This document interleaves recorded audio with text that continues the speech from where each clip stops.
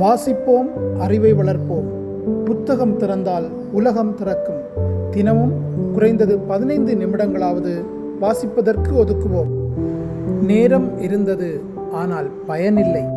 தேர்வில் குறைந்த மதிப்பெண் பெறுகின்றான். ஆசிரியர் ஒரு புத்தகத்தை அவனிடம் கொடுக்கிறார். தினமும் 15 நிமிடம் வாசித்துப் பார், மாற்றத்தை நீயே உணர்வாய். மாணவன் தினமும் வாசிக்கத் தொடங்குகின்றான். நாள்தோறும் 15 நிமிடம். வகுப்பில் சிறப்பாக பதிலளிக்கின்றான். மிகவும் நன்றாக பதிலளித்தாய். தேர்வில் நல்ல பெறுபேறு பெறுகின்றான். இந்த மாற்றம் எப்படி வந்தது?